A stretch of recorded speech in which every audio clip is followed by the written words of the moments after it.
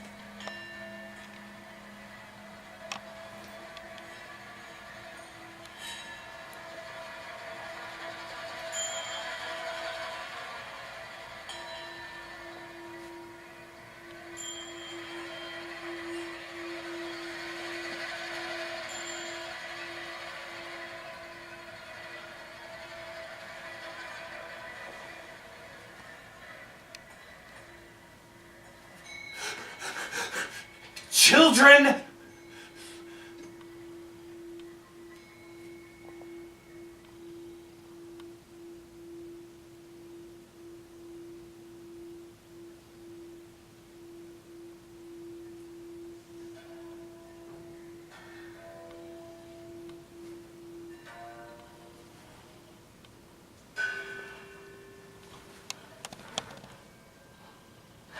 Willie!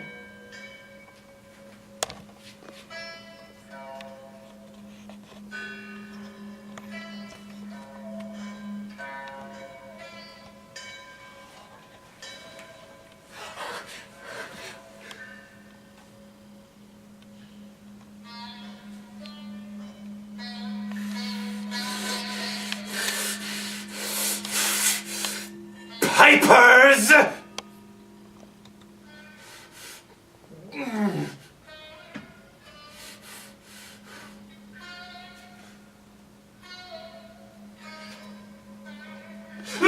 Rats! Rats!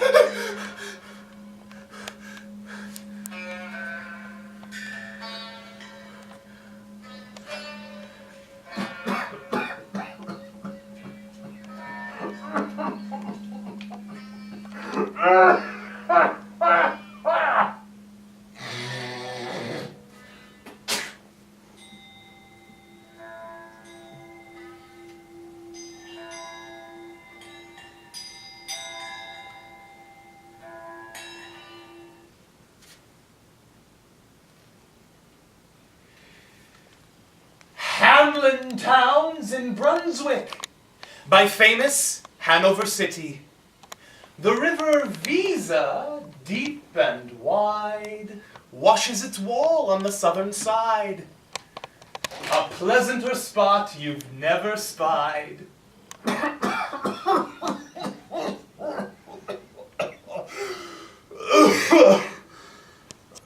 But when begins my ditty? Almost 500 years ago, to see the townsfolk suffer so from a vermin was a pity. Rats!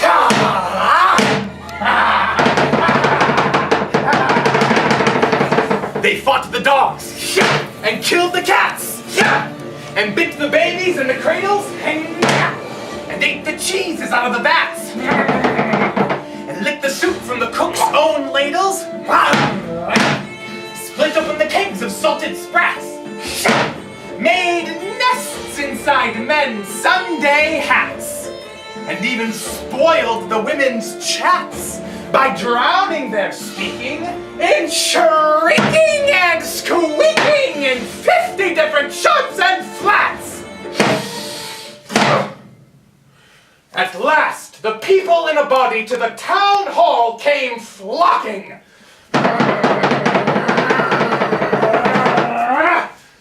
'Tis clear, cried they. Our mayor's a noddy. And as for our corporation, shocking to think we buy gowns lined with ermine for dolts who can't or won't determine what's best to rid us of our vermin. You hope, because you're old and obese, to find in the furry civic robe ease? Rouse up, sirs! Give your brains a racking to find the remedy we're lacking, or sure as fate, we'll send you packing! Ah!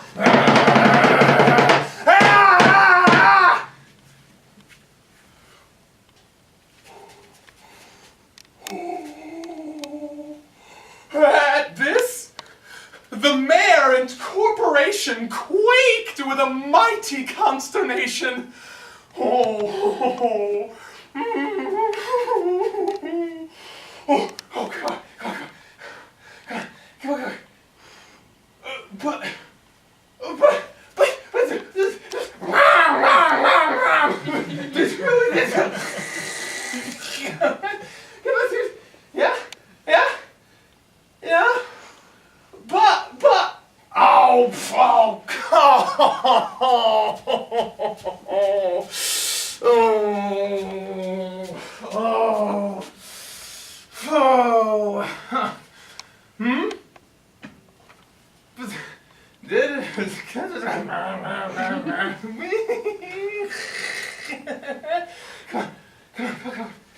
Come on.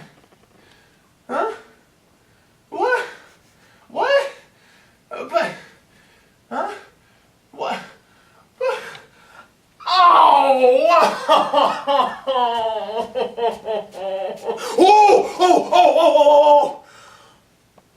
Oh, no, but,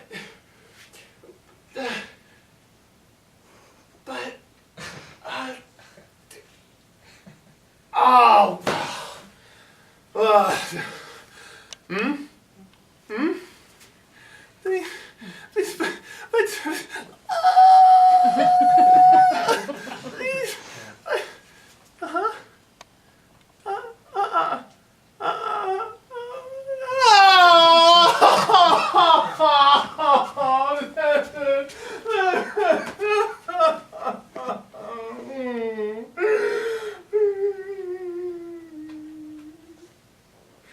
An hour they sat in council.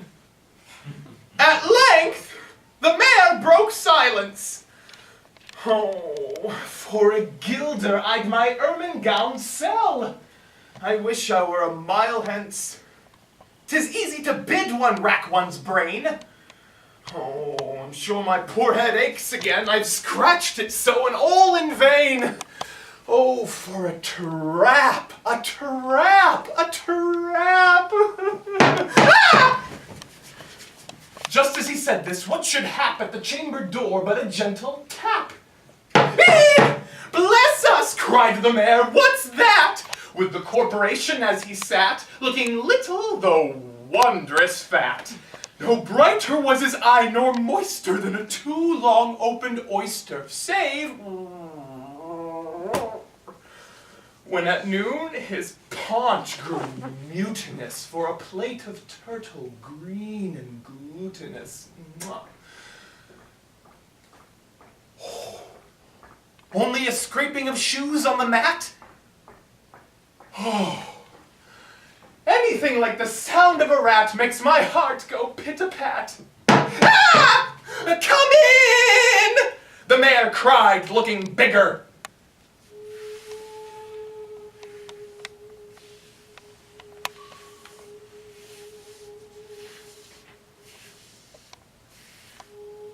And in did come the strangest figure.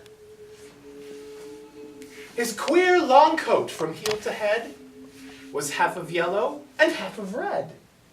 And he himself was tall and thin, with sharp blue eyes, each like a pin, and light loose hair, yet swarthy skin.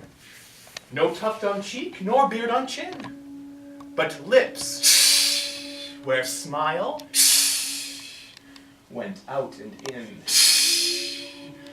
There was no guessing his kith and kin. and nobody could enough admire the tall man and his quaint attire. Quoth one, "It says my great-grandsire, starting up from the trump of doom's tone, had walked this way from his painted tombstone." He advanced to the council table and, "Please, your honors," said he, "I am able, by means of a secret charm, to draw all creatures living beneath the sun that creep, or swim, or fly, or run after me, so as you never saw. And I chiefly use my charm on creatures that do people harm. The mole, and toad, and newt, and viper. Yah! And people call me the Pied Piper."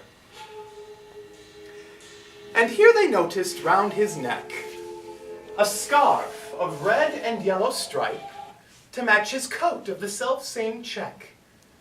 And at the scarf's end hung a pipe. And his fingers, they noticed, were ever straying, as if impatient to be playing upon this pipe, as low it dangled over his vesture so old-fangled. "Yet," said he, "poor piper as I am, in Tartary I freed the Cham last June from his huge swarms of gnats.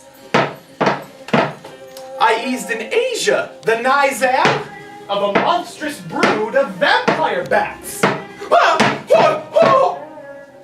And as for what your brain bewilders, if I can rid your town of rats, will you give me 1,000 guilders?"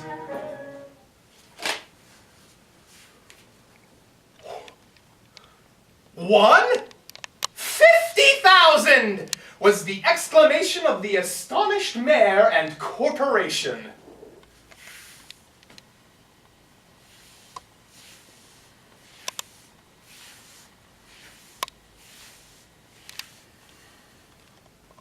Into the street the piper stepped, smiling first a little smile, as if he knew what magic slept in his quiet pipe the while. Then, like a musical adept, to blow the pipe his lips he wrinkled, and green and blue his sharp eyes twinkled, like a candle flame where salt is sprinkled. And ere 3 shrill notes the pipe uttered,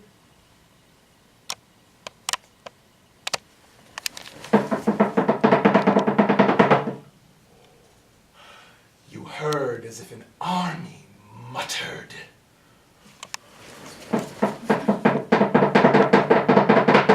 And the muttering grew to a grumbling, and the grumbling grew to a mighty rumbling, and out of the houses the rats came tumbling. Great rats, small rats, lean rats, brawny rats, brown rats, black rats, gray rats, tawny rats, grave old plodders, gay young friskers, fathers, mothers, uncles, cousins, cocking tails and pricking whiskers, families by tens and dozens, brothers, sisters, husbands, wives, followed the piper for their lives. From street to street he piped advancing, and step for step they followed dancing, until they came to the river Visa, wherein all plunged and perished.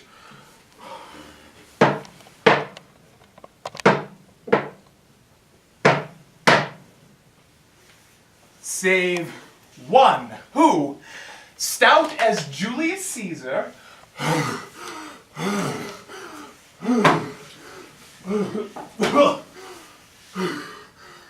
swam across and lived to carry, as he, the manuscript he cherished, to Ratland home his commentary,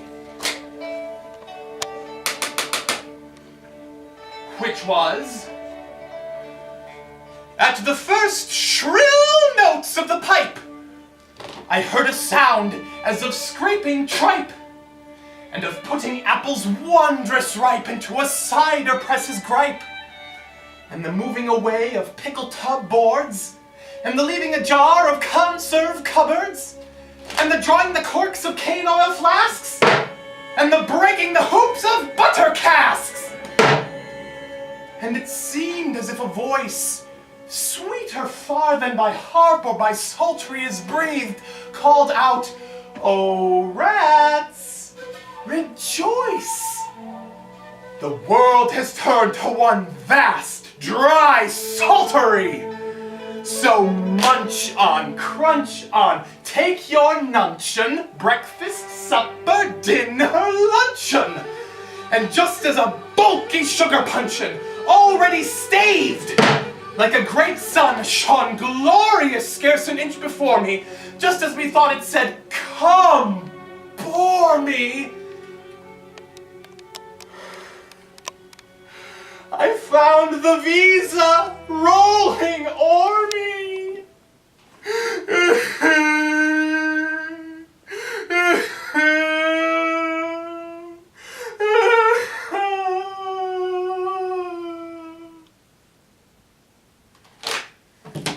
You should have heard the Hamelin people ringing the bell till they rocked the steeple.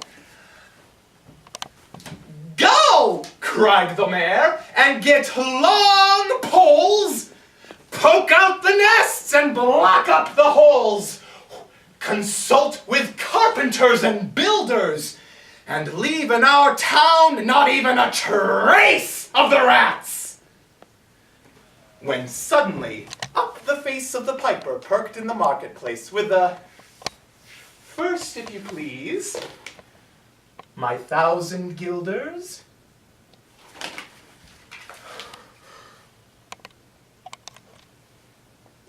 "A 1,000 guilders?"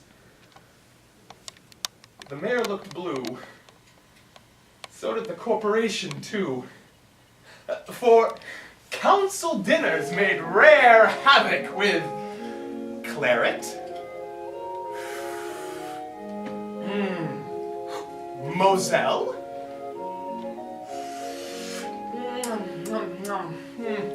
oh, vin de grave,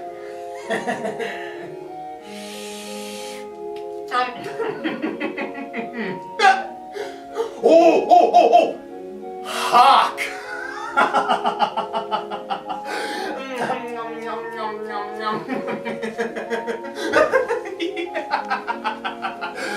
And half that sum would replenish their cellar's biggest butt with Rhenish.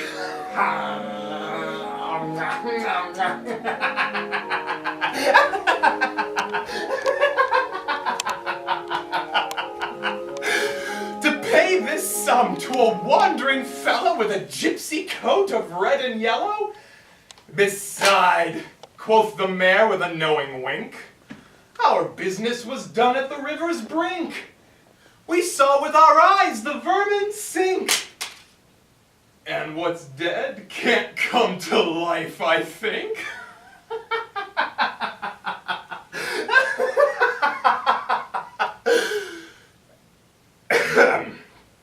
So, friend, we're not the folks to shrink from the duty of giving you something to drink.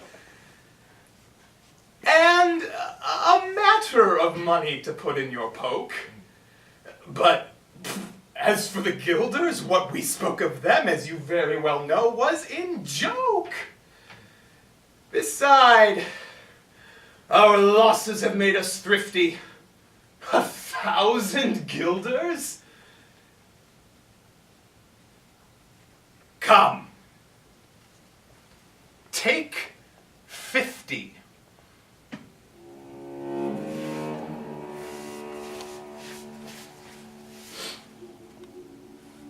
The piper's face fell, and he cried, "No trifling! I can't wait!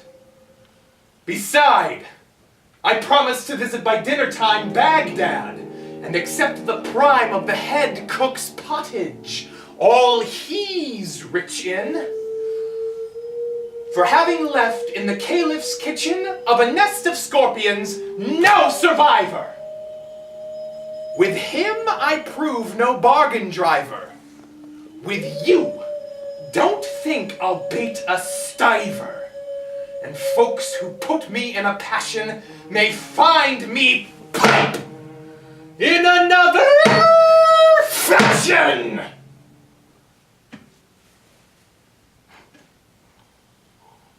How? How? Do ye think I brook being worse treated than a cook? Insulted by a lazy ribald with idle pipe and vesture piebald? You threaten us, fellow?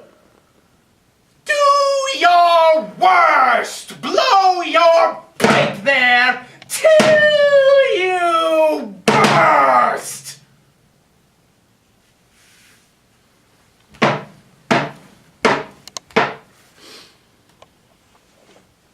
Once more he stepped into the street, and to his lips again laid his long pipe of smooth, straight cane. And ere he blew 3 notes, such sweet, soft notes, as yet musicians cunning never gave the enraptured air.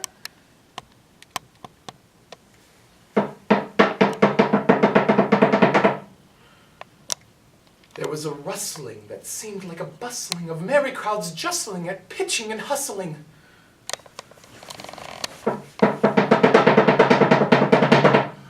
Small feet were pattering, wooden shoes clattering, little hands clapping and little tongues chattering, and like fowls in a farmyard when barley is scattering, out came the children running. All the little boys and girls with rosy cheeks and flaxen curls and sparkling eyes and teeth like pearls, tripping and skipping, ran merrily after the wonderful music with shouting and laughter.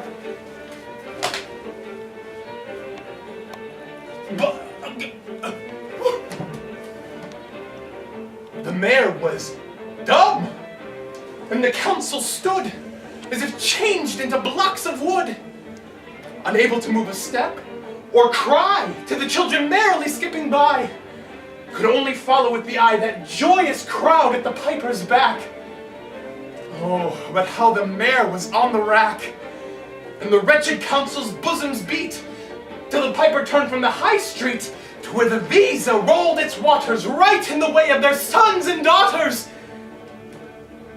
However, he turned from south to west, and to Cockleburg Hill his steps addressed, and after him the children pressed. Great was the joy in every breast. He never can cross that mighty top. He's forced to let the piping drop, and we shall see our children stop. When lo, in the mountainside, a wondrous portal opened wide, as if a cavern was suddenly hollowed. And the piper advanced, and the children followed. And when all were in to the very last, the door in the mountainside shut fast.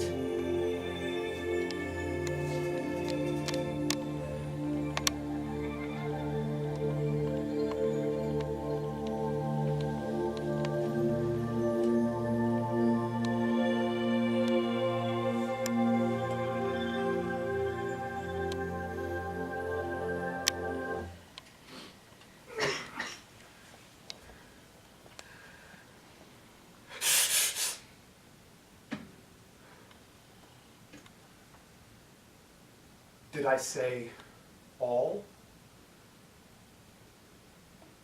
No. One was lame and could not dance the whole of the way.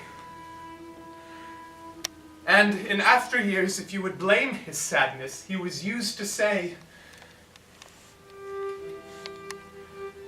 "It's dull in our town since my playmates left.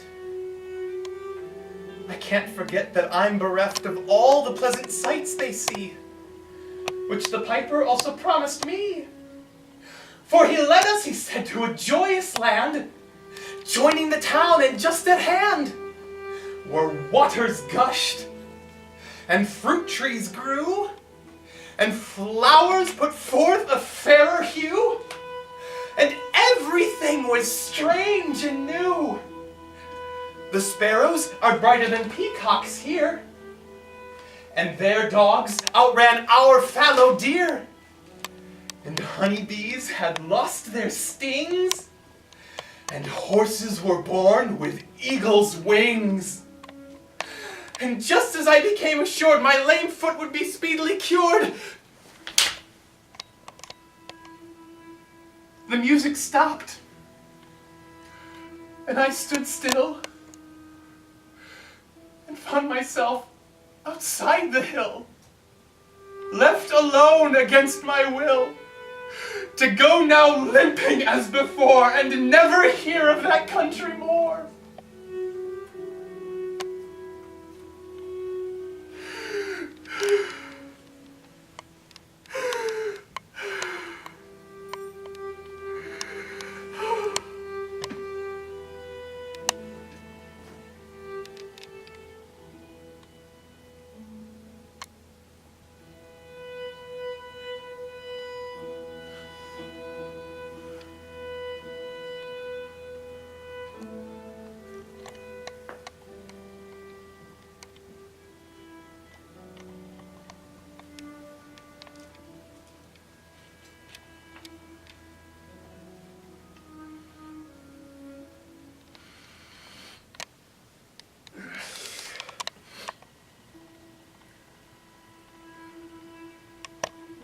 Alas.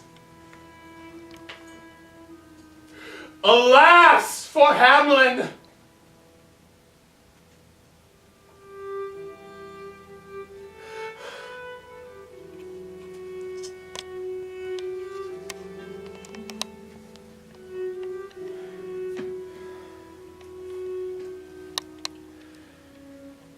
There came into many a burgher's pate a text which reads that heaven's gate is ope to the rich at as easy rate as a needle's eye takes a camel in.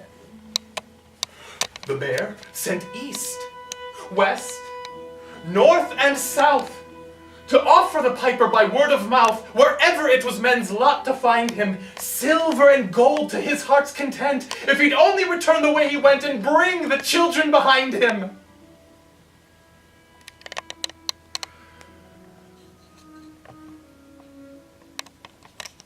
But when they saw 'twas a lost endeavor, and piper and dancers were gone forever, they made a decree that lawyers never should think their records dated duly, if, after the day of the month and year, these words did not as well appear. And so long after what happened here, on the 22nd of July, 1376. And the better in memory to fix the place of the children's last retreat, they called it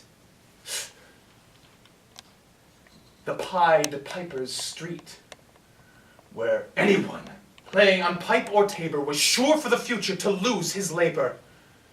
Nor suffered they hostelry or tavern to shock with mirth a street so solemn. But opposite the place of the cavern, they wrote the story on a column, and on the great church window painted the same, to make the world acquainted with how their children were stolen away. And there it stands to this very day.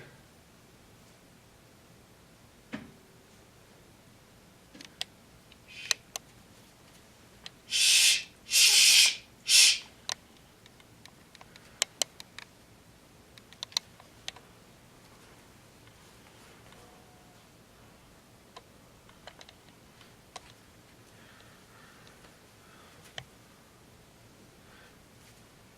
I must not omit to say that in Transylvania, there is a tribe of alien people who ascribe the outlandish ways and dress on which their neighbors lay such stress, to their fathers and mothers having risen out of some subterraneous prison into which they were trepanned long time ago in a mighty band out of Hamelin town in Brunswick land. Shh! But how or why they don't understand.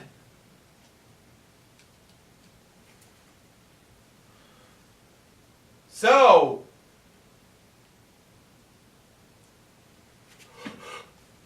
Willie, let you and me be wipers of scores out with all men, especially pipers.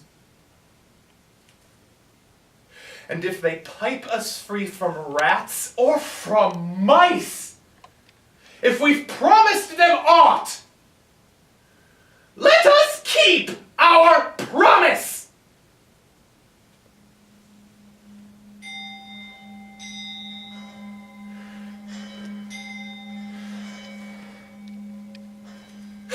Rats!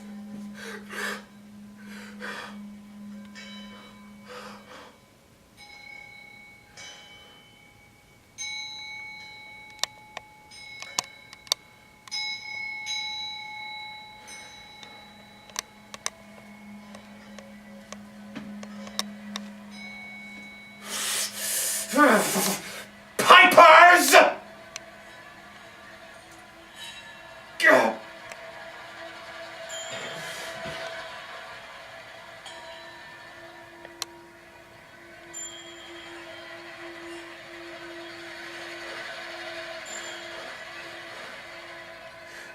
Children.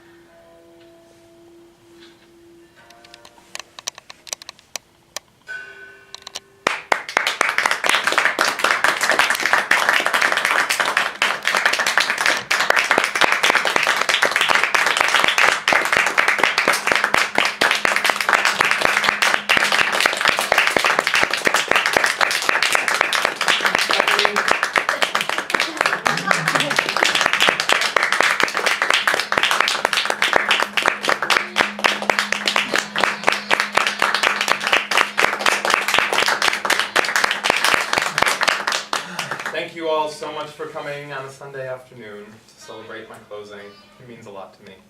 Thank you.